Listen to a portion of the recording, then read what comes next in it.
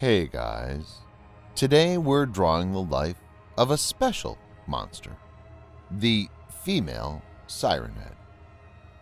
We all know about the notorious and dangerous monster, Sirenhead.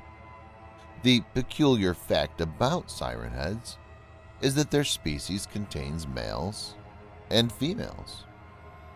Today we're going to talk in detail about the female Sirenheads, who are very much unique in their build and powers. The female Sirenhead is just like the male Sirenhead in many aspects. She's a humanoid monster with a height of around 22 feet. This is much lesser than the male Sirenheads, almost half the size. They have a near skeletal body with disproportionate arms and legs. The whole body is covered with dried, tight, mummified skin. So the body has the color of rusted metal. Like the male Sirenheads, we can see them dragging their hands on the floor while walking. They're slightly slouched down while walking. The head of this monster has a siren. The siren is attached to the body using a long pole, which is made of metal. The siren is attached to the pole using minute skin tendrils. The tendrils help the siren to move in all directions. This siren can make high decibel noises, which can break the eardrum of any living being, causing death. The siren also has a mouth with a retractable tongue and 2 sets of sharp teeth. For females, the tongue is longer and stronger. They can actually pull in a human only using the tongue. Once the human is inside the mouth, he'll be grinded to death. The female Sirenhead has a larger siren as well than the males, so they can make louder noises through these sirens. So they're potentially more dangerous than the male Sirenheads. They can make different types of noises, like a human's voice, or a bird's voice, or a whole conversation between 2 humans. This is one prominent feature that both the males and females have in common. They use this skill to lure humans into estranged areas and attack them. Sirenheads were spotted in the 1960s. At that time, there was no clue about the genders in this monster type. They all looked the same and powerful. However, gradually, as we learned more about the creature, it became evident that there are males and females. The attack pattern was different for both. The females have all the powers like the male Sirenhead. They're metaphysical creatures. They can do quantum leaps. They can move to parallel realities. While staying on Earth, they can know things happening on the moon. They can travel throughout the universe in seconds.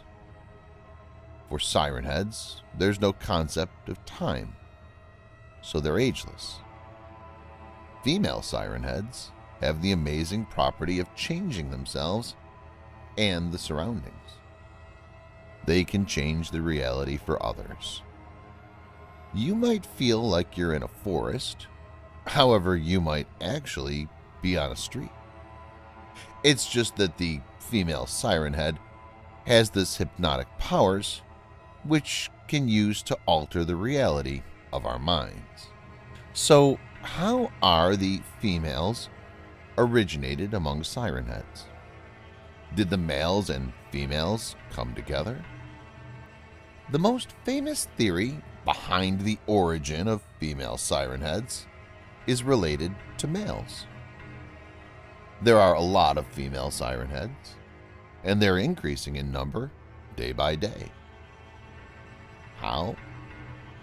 The female siren heads are created from the males. This is not a rare occurrence. When a male consumes more than 5 humans a day, it increases his energy, and it causes growth in his body. And this multiplying of cells leads to forming another siren head, which is a female. One male can create many females in his lifetime. The female siren heads are termed as female based on the fact that they're less aggressive. There's no particular biology behind telling them as females. The males and females cannot procreate. However, they do tend to pair up for survival as a team. Always for a male, there is a female companion. As we said, a female siren head is less aggressive. They don't like confrontation much. As a group who stays together, the female siren heads use their potential to help the males. Otherwise, they only attack when they're hungry and are in need of food. On a big picture, the siren heads are here to dominate the earth by killing all humans. This is mainly executed by the male siren heads. Female siren heads just help along when required. Their actions are not motivated by this grand scheme of plans. Another important feature is that the female siren heads have a particular scent to their body. This is used to attract male siren heads. At the same time, this odor is used to kill humans also. The scent they give out is a mixture of deadly chemicals. Breathing this can paralyze anyone, and eventually they'll die out of seizures. This feature of the female siren heads makes them much more dangerous, even when they don't attack purposely. That's one reason why they don't always feel a need to attack, because the females are naturally protected by their odors, even when they don't see the enemy. This makes them less agile and alert to attacks. The survival instinct for the females is therefore less than the males.